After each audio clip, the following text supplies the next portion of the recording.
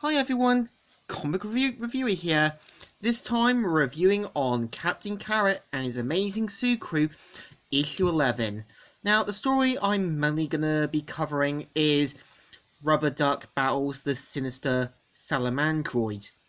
And keep in mind that in some issues of Captain Carrot there was a second story with either one-shot characters or minor villains, and one of which has Rubberduck battling Salamandroid, who was created by a scientist called Dr. Hoots. It starts off with the zoo crew deciding to go for a picnic, and Rubberduck saying, "Sorry gang, you have to put the zoo cruiser in working orbit. You never know when it might be needed." And decides to stay behind to sort things out, and Captain Carrot says that they've left tons of food in the zoo crew area, and we see how Rubberduck is sorting out the zoo cruiser, but of course ends up pressing the button and says, "Yow, I think I goofed.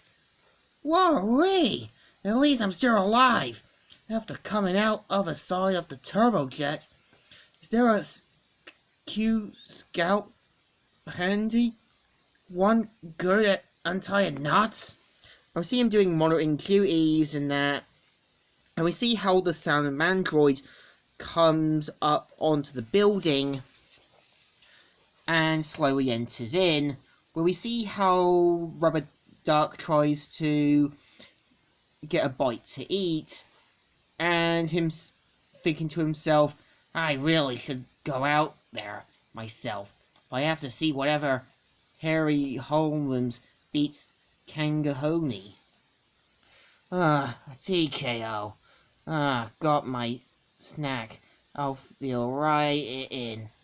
And we see how he ends up meeting the Salamandroid, and he's like, "Watch it, Buster. Keep that up, and somebody's gonna get hurt.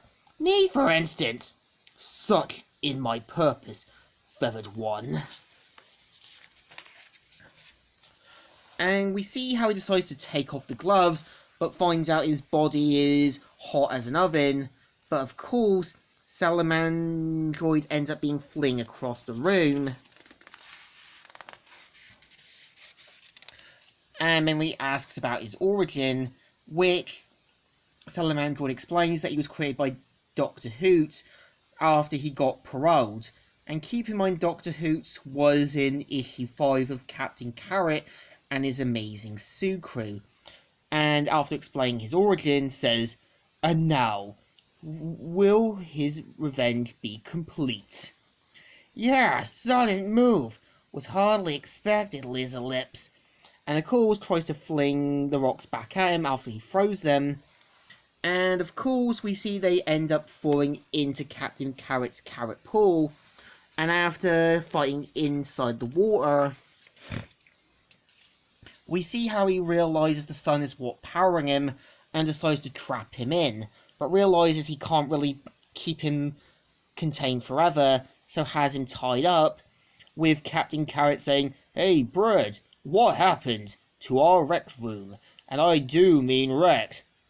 "Guess you got carried away watching the big fight. I declare these move people." And this is the story. So I think this one is pretty simple. Again, keep in mind that there was always a second story to Captain Carrot in some of the issues, that either had a one-shot character, one-shot villain, and so on. So I think it deserves a thumbs up. Still good, and still alright. So, Comic Reviewer here, signing out.